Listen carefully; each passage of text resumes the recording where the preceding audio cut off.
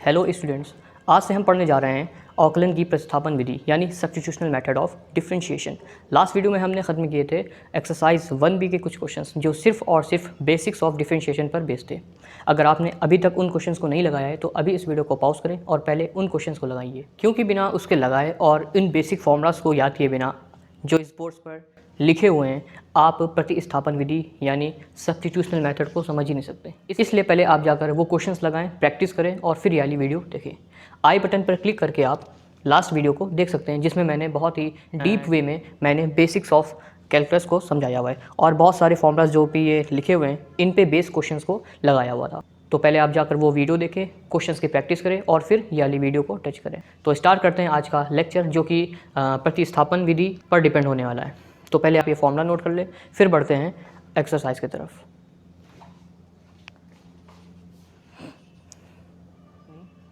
Exercise 1C जो कि depend है प्रतिस्थापन या सब्स्टिट्यूशनल मेथड पर।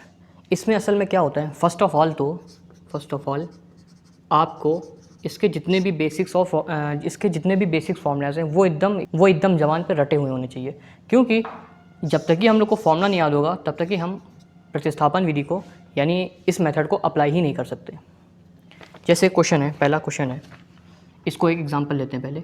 जैसे मान लो y = e⁻x था लास्ट क्वेश्चन में, तो हम क्या करते थे, d/dx y = d/dx e⁻x।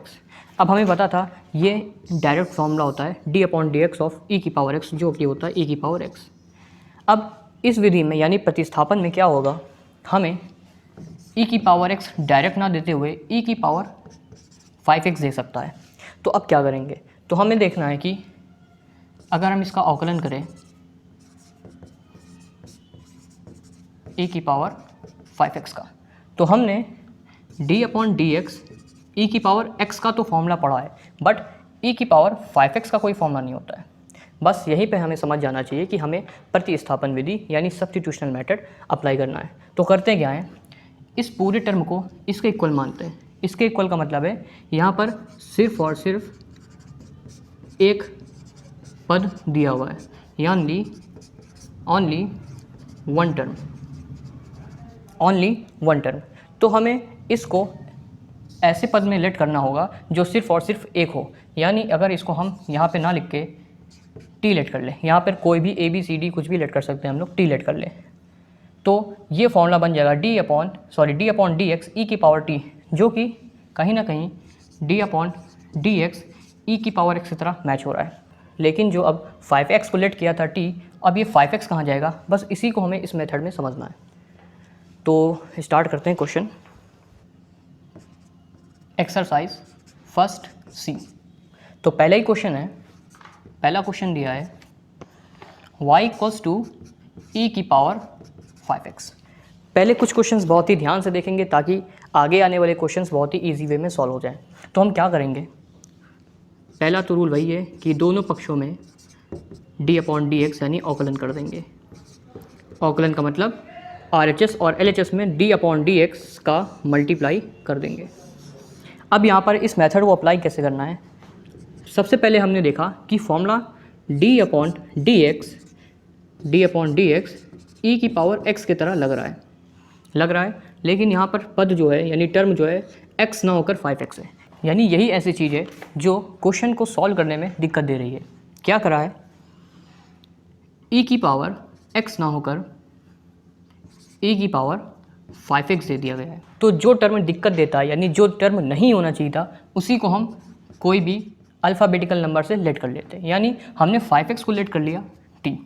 दूसरा रूल क्या है, जिसको हमने लेट किया है यानी 5x के जगह पर हम लिख सकते हैं t, और जिसको लेट किया है उसका उसी के सापेक्ष यानी x के सापेक्ष एक बार फिर से अवकलन करेंगे।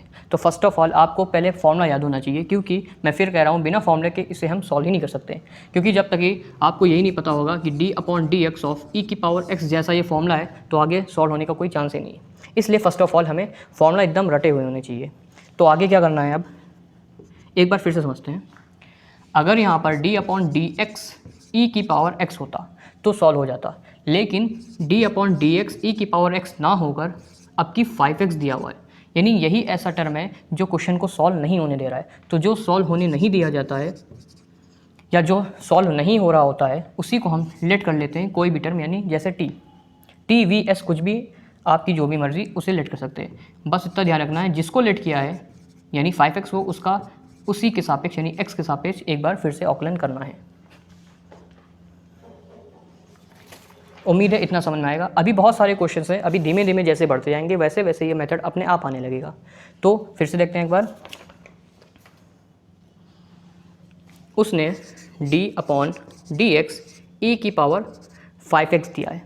हमें ध्यान है कि फॉर्मूले में 5x नहीं होता है, तो जो फॉर्मूले में नहीं होता है फिर वही बात है कि फॉर्मूला ज़रूर याद होना चाहिए। तो जो फॉर्मूले में नहीं होता है उसको लेट कर लेंगे t, और जिसको लेट किया है उसका एक बार फिर से अवकलन। तो इस हिसाब से हम d/dx e की power t multiply d/dx 5x लिख सकते हैं। अब हमें ये ध्यान रखना है कि अवकलन जो होता है अपने चर के ही सापेक्ष किया जाता है, यानी अगर यहाँ पर x है तो यहाँ पर x होगा, यहाँ पे t है तो हमें इस x को कन्वर्ट करना पड़ेगा t के फॉर्म में, यानी यहाँ पे लिखेंगे d/dt e की पावर t, जो यहाँ पर वही यहाँ पर, फिर d/dx 5x। ये टर्म सॉल्व हो गया।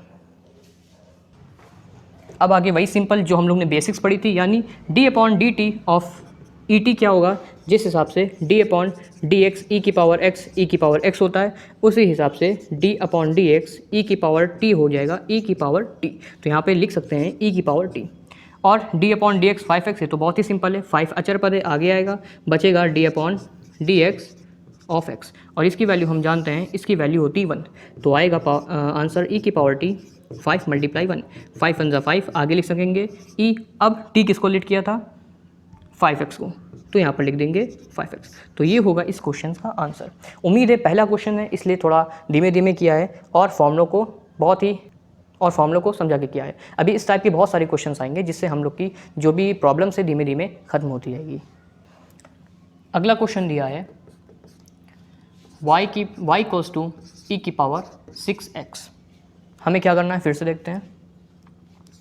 दोनों तरफ x के सापेक्ष अवकलन यानी d/dx in both side.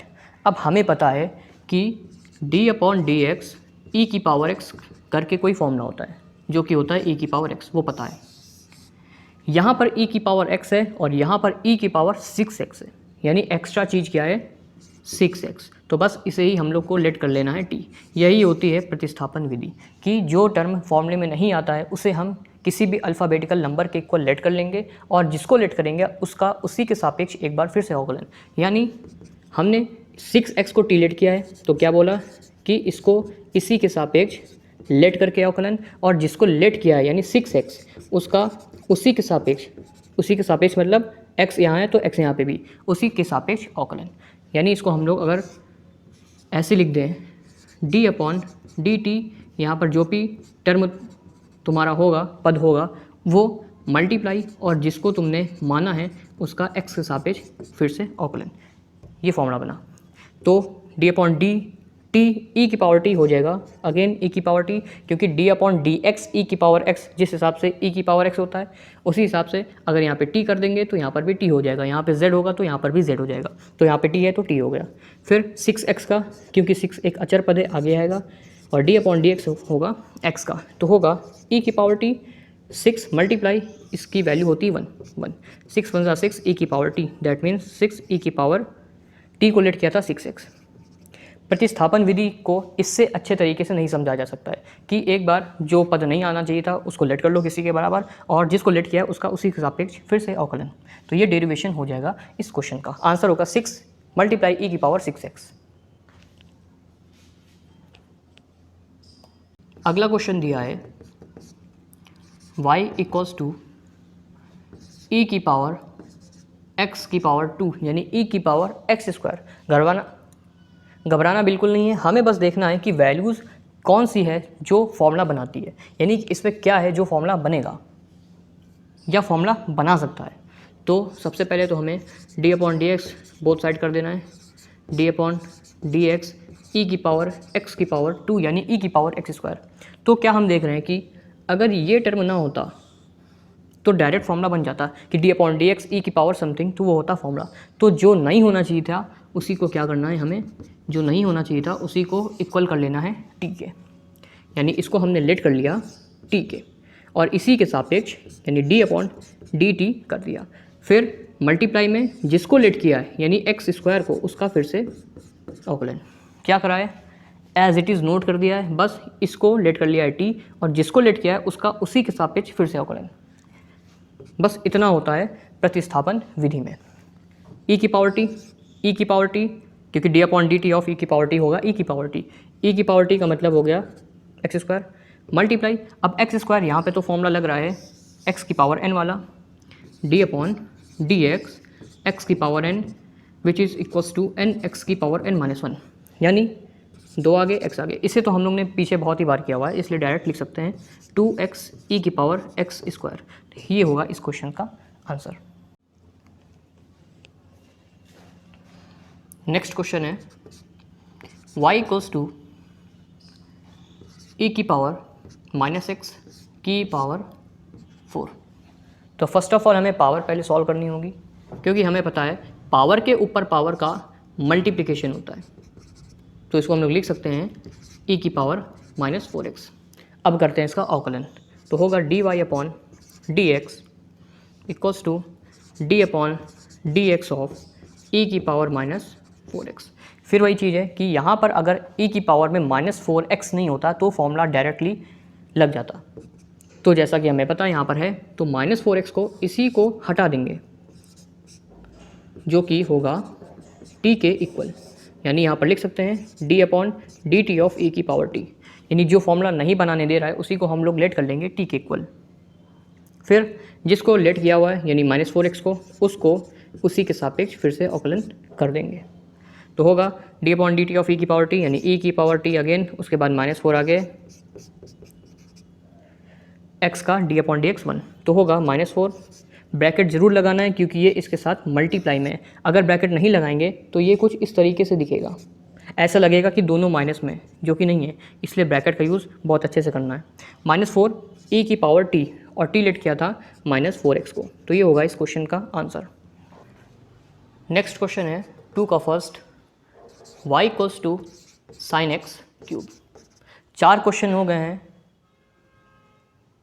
Question धीमे धीमे हो सकता है अभी ना आ रहे हों, और उसका ना आने का पहला रीज़न तो यही है कि अगर फॉर्मूले नहीं याद हैं तो क्वेश्चन बिल्कुल नहीं आ सकते। 4 क्वेश्चन स्टार्टिंग के हो चुके हैं, तो उम्मीद है थोड़े बहुत तो क्वेश्चन आ रहे होंगे। हालांकि इस एक्सरसाइज में इतने क्वेश्चन हैं कि क्वेश्चंस प्रतिस्थापन विधि के ना आए ऐसा हो ही नहीं सकता, और अगर नहीं आ रहे हैं तो वाकई में आपको फॉर्मूला और उसकी प्रैक्टिस बहुत ही ज़रूरी है करना।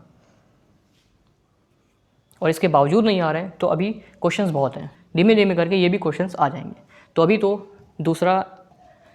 अभी तो मुश्किल से 5वां ही क्वेश्चन है। तो इसमें क्या करना है, हम देख रहे हैं कि हमने d upon D x of sine x का फॉर्मूला पढ़ा है, यानी इसमें पहले अवकलन करें तो ये होगा d upon D x of Y equals to d upon D x of sine x cube. यानी फॉर्मूला ये होता है, मेरा ये आया हुआ है। इसमें क्या चीज़ एक्स्ट्रा है, इसमें हम देख रहे हैं कि एक्स क्यूब एक्स्ट्रा चीज़ है। हम डायरेक्टली क्यूब नहीं हटा सकते, इसलिए बोलना पड़ेगा कि एक्स क्यूब एक्स्ट्रा चीज़ है। यानी इस टर्म को हटा के कोई एक टर्म अगर होता इस तरीके से, जैसे साइन एक्स, साइन के बाद जो इसका थीटा है सिर्फ एक्स है, इसी तरीके से इस साइन के पास भी एक थीटा यानी टी हो जाए तो क्वेश्चंस बहुत ही इजी वे में सॉल्व हो जाएगा। तो बस हमें वही लेट करना होता है, यही होती है प्रतिस्थापन विधि। जैसे जैसे क्वेश्चंस आगे बढ़ते जाएंगे वैसे वैसे हम लोग को ये बहुत ही अच्छे से पकड़ में आती रहेगी। तो एक्स क्यूब को लेट कर लिया हमने टी, और जिसको लेट किया है उसका उसी के सापेक्ष फिर से अवकलन। नहीं समझे तो फिर से देखते हैं कि d अपॉन डी एक्स यहाँ पर लिखा हुआ था साइन एक्स क्यूब क्योंकि नहीं आने दे रहा था आंसर को, इसलिए हमने इसको ही लेट कर लिया t, और जिसको लेट किया है उसका उसी के सापेक्ष अवकलन फिर से। बस t लेट किया, t लिख दिया, और जिसको लेट किया उसका उसी के सापेक्ष अवकलन, बस यही किया है। अब यहाँ पे डायरेक्ट फॉर्मूला लगा लेंगे, d upon D t sine t का होता है cos t, और एक्स क्यूब का ये तो लास्ट एक्सरसाइज से चलता आ रहा है, एक्स क्यूब यानी 3x स्क्वायर। इसको ऑर्डर में लिखते हैं 3x square cos T, T को लेट किया हुआ है x की पावर 3, ये होगा इस क्वेश्चन का आंसर।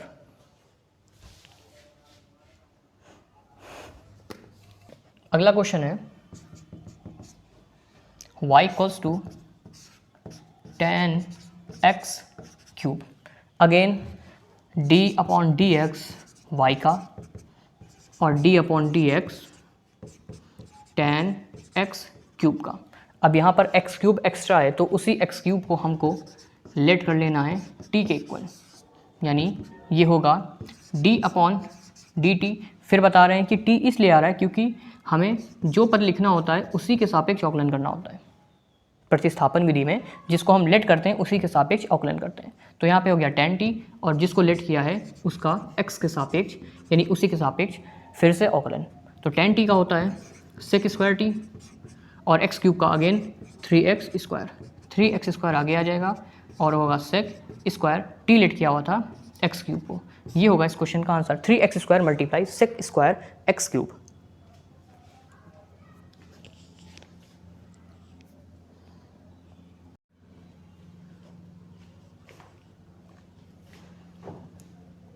क्वेश्चन नंबर 2 का थर्ड है y equals to sec x³ question आ रहे हैं। अगर नहीं आ रहे हैं तो अभी बहुत सारे इसमें क्वेश्चन है, बहुत सारी इसमें प्रॉब्लम है, धीमे धीमे करके आ जाएंगे।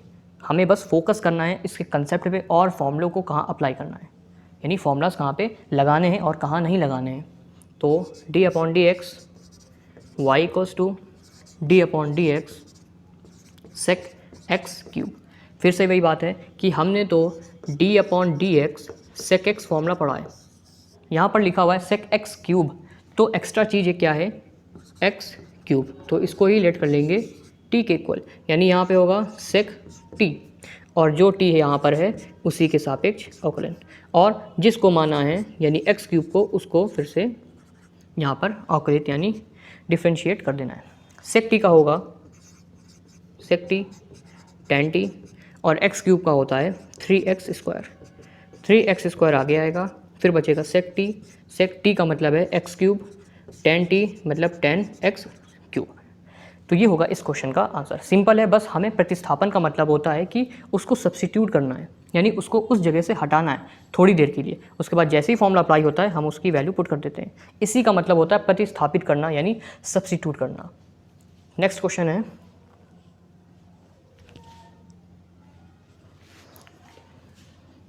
क्वेश्चन नंबर 2 का fourth, y equals to sine x की पावर n। अब यहाँ पर एक्स्ट्रा क्या है, तो फर्स्ट ऑफ ऑल हम d upon D x of y equals to d upon D x of sine x की पावर n। यहाँ पर एक्स्ट्रा चीज़ क्या है कि अगर x की पावर n ना होता तो यहाँ पर d upon D x sine कुछ एक टर्म यानी x या t या z कुछ भी होता तो हम उसको आसानी से सॉल्व कर सकते थे, लेकिन यहाँ पर x की पावर n है तो इसको ही लेट कर लेंगे t के इक्वल। तो होगा d upon D T of sine t, क्योंकि x की पावर n को लेट किया हुआ है t, तो वहाँ पर लिख सकते हैं t, और जिसको लेट किया हुआ है उसका उसी के सापेक्ष अवकलन। तो होगा साइन t का होता है cos t, उसके बाद x की पावर n, ये तो डायरेक्ट फॉर्मूला है जो कि होता है n x की पावर n-1, इसको आगे लिख लेते हैं। उसके बाद cos और t लेट किया हुआ है x की पावर n को। ये होगा इस क्वेश्चन का आंसर।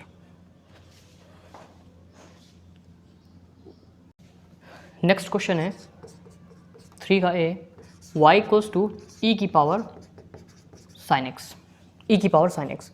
अब सबसे पहले x के सापेक्ष अवकलन, फिर यहाँ पर भी x के सापेक्ष अवकलन e की पावर साइन एक्स। फिर वही चीज़ है कि अगर यहाँ पे e की पावर में साइन एक्स ना होता, e की पावर में साइन एक्स ना होता तो इसको हम बहुत ही आसानी से सॉल्व कर लेते हैं। तो जो हमारे लिए दिक्कत क्रिएट कर रहा है उसको ही लेट कर लेंगे t के इक्वल, यानी साइन t को लेट कर लिया t, तो हो जाएगा e की पावर t, और जिसको लेट किया है उसका फिर से अवकलन। तो d upon D x, sorry यहाँ पे x t है तो यहाँ पे भी t होगा, d upon D T of e की पावर t हो जाएगा e की पावर t, और साइन x का होता है cos x, cos x आएगा आगे यानी cos x, उसके बाद e की पावर t, e की पावर t, t लेट किया था साइन x को। ये होगा इस क्वेश्चन का आंसर, e की पावर साइन x मल्टीप्लाई में cos x। इसका सेकंड क्वेश्चन है y इक्वल्स टू ई की पावर 1 प्लस लॉग x या लॉग बेस ई एक्स। यहाँ पर होगा सबसे पहले तो हम लोग को अवकलन करना है D upon D x of Y equals to D upon D x of ई की पावर 1 प्लस लॉग एक्स, 1 की पावर लॉग एक्स। अब क्या होगा, अगर e की पावर में 1 प्लस लॉग एक्स ना होता अगेन तो हम लोग इसको आसानी से सॉल्व कर सकते थे, बट यहाँ पर है तो इसको ही लेट कर लेंगे, यानी 1 प्लस लॉग एक्स को लेट कर लिया t के इक्वल में, तो ये हो जाएगा d upon D T of e की पावर t, और जिसको लेट किया है उसका x के सापेक्ष फिर से अवकलन, तो e की पावर t का e की पावर t रहेगा। अब d अपॉन डी एक्स 1 का तो होगा 0 plus d upon D x log x का होगा 1 अपॉन एक्स। इसको तो हम लोग ने पिछली एक्सरसाइज में बहुत ही अच्छे से किया हुआ था। नई चीज़ क्या है, बस हम लोग को इसको सब्स्टिट्यूट यानी प्रतिस्थापित करना, बाकी पीछे का ही सेम है। तो e की पावर t का 0 से मल्टीप्लाई फ़ायदा नहीं, e की पावर t का मल्टीप्लाई 1 अपॉन एक्स से, तो ये हो जाएगा e की पावर t अपॉन एक्स। अब t जिसको लेट किया था उसकी वैल्यू लिख लेते हैं, यानी 1 plus log x upon x. तो ये फॉर्मूला होगा e की power 1 plus log x upon x.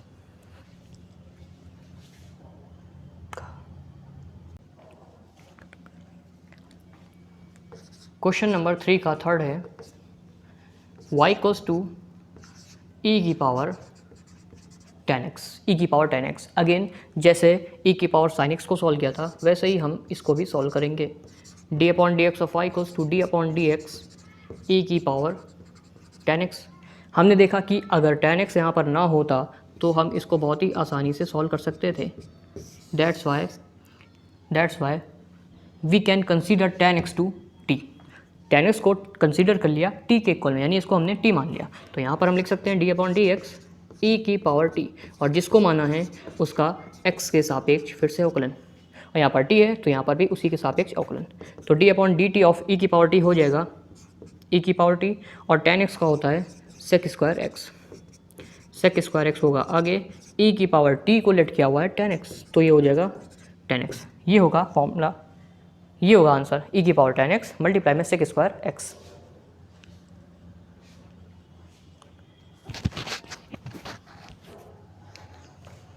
अगला क्वेश्चन हल्का सा इंटरेस्टिंग है, y इक्वल्स टू e की पावर साइन x की पावर 2। इसमें देख रहे हैं दोनों चीज़ लेट करनी पड़ेगी, यानी e की पावर पहले तो साइन एक्स स्क्वायर नहीं होना चाहिए था, और अगर साइन एक्स स्क्वायर है तो उसके ऊपर एक्स स्क्वायर नहीं होना चाहिए था, यानी हमको यहाँ पर 2 बार लेट करना पड़ सकता है। तो d upon D x of y equals to D upon D x of e की पावर साइन एक्स 2। फिर से घबराना बिल्कुल नहीं, सेम मेथड बस अप्लाई करते जाना है, यानी अगर ये ना होता तो क्वेश्चन आसानी से सॉल्व हो जाता।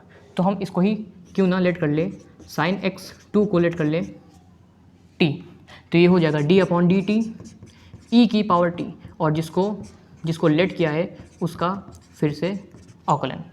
इतना समझ में आया।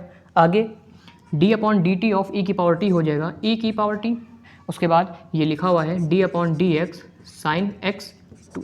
अब फिर से सोचना है कि e की पावर t तो सॉल्व हो गया, अब d upon D x sign x 2 में अगर ये x2 यानी एक्स स्क्वायर ना होता तो और ही आसानी से सॉल्व हो जाता।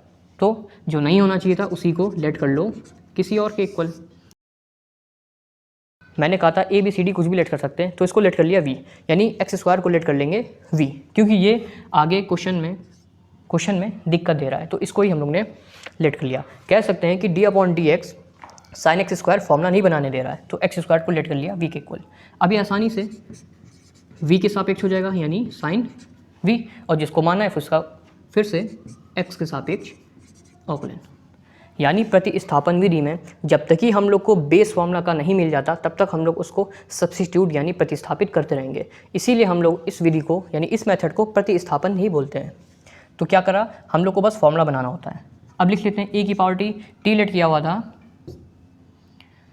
साइन एक्स स्क्वायर को, उसके बाद साइन v का हो जाएगा कॉस v, उसके बाद एक्स स्क्वायर का होगा 2x, फिर e की power sine x square cos v लेट किया हुआ था एक्स स्क्वायर को, और ये हो जाएगा 2x, 2 सबसे आगे, तो आंसर हो जाएगा 2 e की power sign x2 cos x square या x2 उसके बाद x।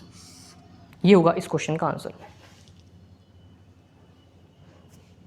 क्वेश्चन हल्का सा लेंदी था, इसके कंपैरिजन में क्या करना है, हमने यहाँ पर देखा कि दो जगह पर फॉर्मूला अप्लाई नहीं हो रहा है, तो जहाँ जहाँ पर फॉर्मूला नहीं अप्लाई हो रहा था वहीं पर उन टर्म्स को हमने लेट कर लिया किसी के इक्वल जो फॉर्मूलों को जनरेट करने में दिक्कत दे रहे थे। यानी यहाँ पर साइन एक्स स्क्वायर फॉर्मूला नहीं लगाने दे रहा था तो इसलिए इसको लेट कर लिया, उसके बाद अगेन एक्स स्क्वायर फॉर्मूला नहीं बनाने दे रहा था इसलिए इसको लेट कर लिया, तो आंसर बहुत ही अच्छे से आ गया। तो रखते हैं आज के लिए इतना ही, क्योंकि अभी अभी ये टॉपिक चालू हुआ है इसलिए ज़्यादा क्वेश्चन इसके नहीं लगाएंगे। आप जितना हो सके इन बस मुश्किल से जितने भी 6-7 क्वेश्चन लगे हुए होंगे उनकी अच्छे से प्रैक्टिस करिए, ताकि आगे आने वाले जितने क्वेश्चन हैं उनको हम अच्छे से लगा लें।